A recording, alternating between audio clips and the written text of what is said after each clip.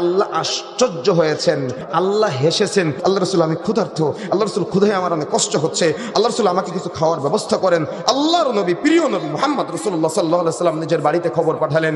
প্রথম স্ত্রী আল্লাহ রাসূলকে বললেন যে আমার বাড়িতে পানি ছাড়া আর কিছু নেই। আল্লাহ রাসূল আরেকজন স্ত্রীর কাছে খবর পাঠালেন, একই জবাব আসলো, ঘরে পানি ছাড়া আর কিছুই নাই। একে একে সকল স্ত্রীর কাছে আল্লাহ রাসূল খবর পাঠালেন, সকল স্ত্রীর ঘর থেকে একই খবর আসলো, বাড়িতে পানিও ছাড়া আর কিছুই নাই। আল্লাহ রাসূল নিরুপায় হয়ে সাহাবীদের বলছেন, সাহাবায়ে কেরাম তোমরা কি কেউ ক্ষুধার্ত মেহমানের দায়িত্ব গ্রহণ করতে পারবা? সাহাবায়ে কেরাম তোমরা কি কেউ ক্ষুধার্ত পথিকের, ক্ষুধার্ত মেহমানের দায়িত্ব গ্রহণ করতে পারবা? সাহাবীদের মধ্য থেকে আবু তালহা রাদিয়াল্লাহু তাআলা আনহু আনসারী সাহাবী বলছেন, লাব্বাইক ইয়া রাসূলুল্লাহ, আমি আমার পক্ষ থেকে এই ক্ষুধার্ত মেহমানের দায়িত্ব গ্রহণ করলাম।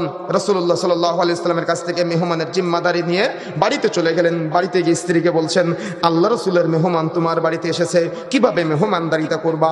স্ত্রী বলতেছে, শুধুমাত্র সন্তানদের খাবার ছাড়া আর কোনো খাবার বাড়িতে নেই। স্ত্রী কোনো অভিযোগ করলেন না, শুধুমাত্র বললেন সন্তানদের জন্য যে খাবার আছে এই খাবার ছাড়া আর কিছু নাই। তখন আনসারী সাহাবী আবু তালহা রাদিয়াল্লাহু তাআলা আনহু বলছেন, তুমি সন্তানদেরকে কিছু ভুলিয়ে ভালিয়ে ঘুম পাড়িয়ে দাও আর মেহমানকে খাবারটা দিয়ে দাও, আর আমরা যে রাতে খাই নাই এজন্য আলো নিভিয়ে দাও, বাতি নিভিয়ে দাও।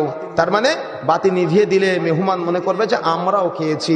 মনে রাখার চেষ্টা করবেন, রাসূলুল্লাহ সাল্লাল্লাহু আলাইহি সাল্লাম পরের দিন সকালে যখন রাসূলুল্লাহ সাল্লাল্লাহু আলাইহি সাল্লামের নিকট আবু তালহা রাদিয়াল্লাহু তাআলা আনহু উপস্থিত হলেন, বুখারী মুসলিমের হাদিস, তখন রাসূলুল্লাহ সাল্লাল্লাহু আলাইহি সাল্লাম মুস্কি হাসি দিয়ে বলছেন, আবু তালহা তুমি গতকাল রাতে যে ত্যাগ করেছো, তুমি গতকাল রাতে যে না খেয়ে রাত্রি যাপন করেছো, মেহমানদারের আতিথেয়তা করেছো, তুমি যে চালাকি করেছো, তুমি যে রবের প্রশান্তির জন্য আমার মেহমানকে সন্তুষ্ট করার চেষ্টা করেছো, তুমি কি জানো আমার কাছে জিবরিল খবর পাঠিয়েছে, সংবাদ দিয়েছে, তোমার এই আচরণের কারণে আল্লাহ সুবহানাহু ওয়া তাআলা হেসেছেন। তোমার এই আচরণের কারণে অন্য রিওয়ায়াতে পাওয়া যায় আল্লাহ আশ্চর্য হয়েছেন।